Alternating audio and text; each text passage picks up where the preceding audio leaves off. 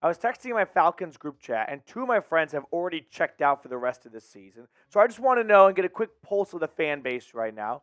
Who's still sticking with this team? We're at the halfway mark. We're at the 50-yard line. 4-5 is maybe not where we want to be, but they are still very much in the thick of things here. So if you are still ready for more Falcons wins, hit that thumbs up button.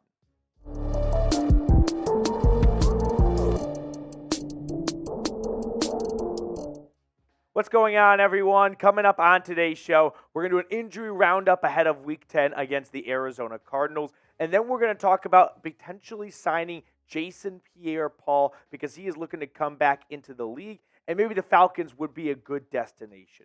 But let's get started with some of the key injuries for both teams here involving Kyler Murray, James Conner, and Drake London, right? Three notable starters for two teams, both on the injury report for their respective teams. And we'll start with the Arizona Cardinals. As Adam Schefter tweeted out earlier, in addition to preparing Kyler Murray to play Sunday versus Atlanta, the Cardinals are also hoping to open the practice window for running back James Conner, who has been on injured reserve the past 4 games, recovering from a knee injury. So 2 Cardinals players both are on their way back. And the good news / bad news for Arizona is they saw Clayton Tune last week. He was a disaster against the Cleveland Browns. So they would love to have Kyler Murray come back. That's the good news. The bad news is it's double XP week for Call of Duty. So Kyler Murray might not have his head in the game before he makes his return to the NFL after tearing his ACL almost 12 months ago. But Kyler last year was not at his best even before the injury.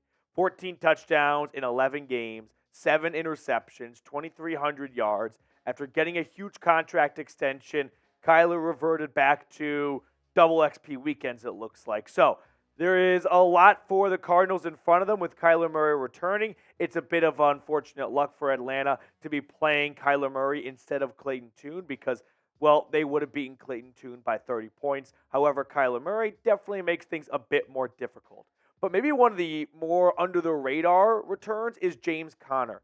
Remember, he was with the Pittsburgh Steelers, had an incredible story coming out of Pitt. He goes to Arizona. The Cardinals kind of stink. He falls off people's radars, but he has quietly been one of the best running backs, I say, the last 2 or 3 seasons. He averaged over 5 yards a pop through the first 5 games this year, 364 yards and 2 touchdowns. If he does not go on IR with a knee injury, he's looking at another really good season down in the desert. So it's unfortunate for Atlanta that they happen to play the Cardinals when both Kyler Murray and James Conner are eyeing their returns. But hopefully the Falcons can get some reinforcements as well. Drake London, who missed last week against the Vikings with a groin injury, was limited at practice today. I watched some clips of him running around and whatnot, and he didn't look like he was running at 100%, but fingers crossed he will be able to go because Taylor Heineke will need all the help he can get.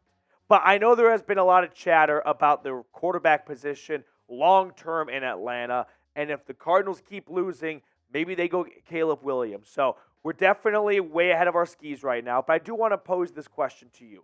Would you want Kyler in Atlanta next season? I just want to get a quick pulse check on all of our viewers. What's the interest level for Kyler Murray potentially coming to the Falcons? I have made it known that I believe Justin Fields will be an Atlanta Falcon come March. But if you think Kyler Murray would be a better option, let me know your thoughts in the comment section. Now, next up on the show, we're going to talk about Jason Pierre-Paul, the 7-finger man, and whether or not the Atlanta Falcons would be a good landing spot for JPP. So Josina Anderson tweeted out, just got off the phone with free agent defensive end / outside linebacker Jason Pierre-Paul, who emphatically said he can help any NFL pass rush right now. So we're going to look and see what JPP said and whether or not it makes sense for the Falcons to target him in free agency and bring him on board for their pass rush. But really quickly, a quick word from our friends over at Prize Picks, okay?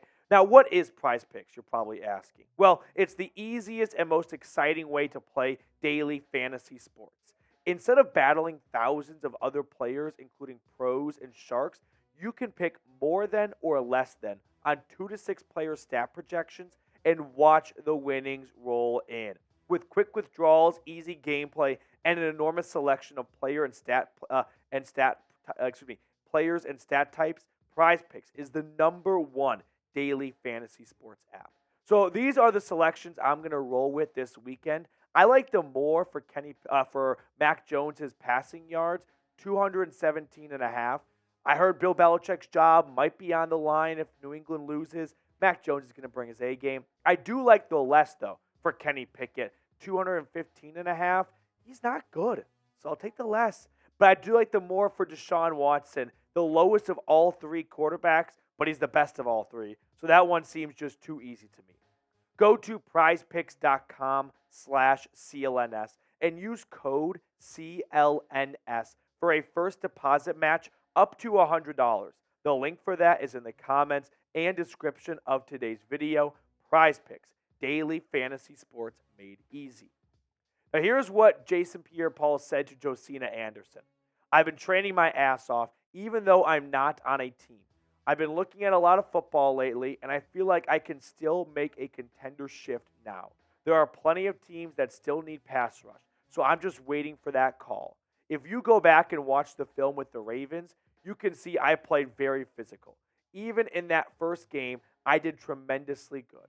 Film don't lie. Whatever team I end up on is going to get the best of me. I'll be all out. I don't need a whole season. There are teams I want to be on.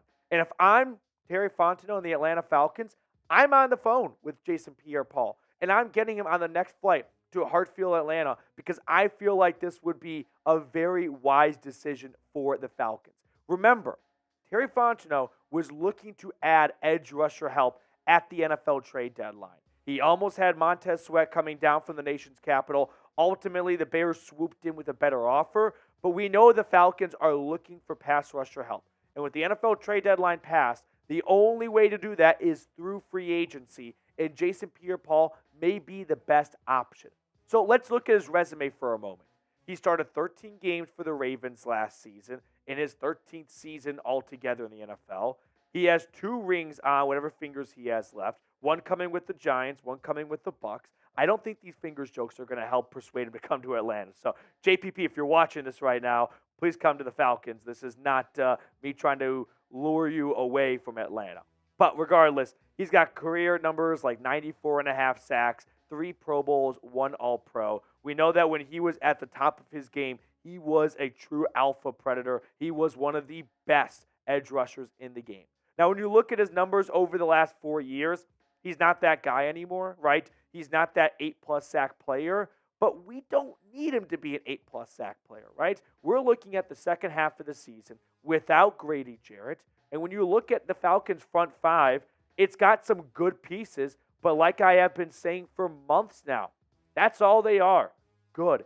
And JPP, he's not going to come in here and be great or elite, but you're going to have another dude, another guy, another piece of this rotation, and that's going to keep these players fresh. So if all you have is good players and you don't have that true number 1 edge rusher, well, you're going to need them to be fresh going into November and December and then hopefully into January if you want to hang with the big dogs of the NFC.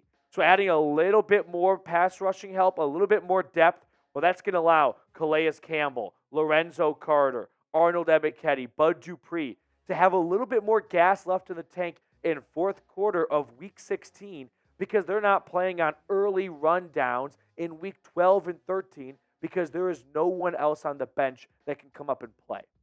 So let me know, should the Falcons sign Jason Pierre-Paul? If you were calling the shots, would you make this addition? S for sign, P for pass to keep it simple. I want to know what your thoughts are down below. Like I've been saying all video long, I would add him if I were the Atlanta Falcons. And if you agree with me, let me know in the comment section. But regardless, I appreciate you tuning into our episode of Falcons Today. And if you have not subscribed yet, make sure to go ahead and do so.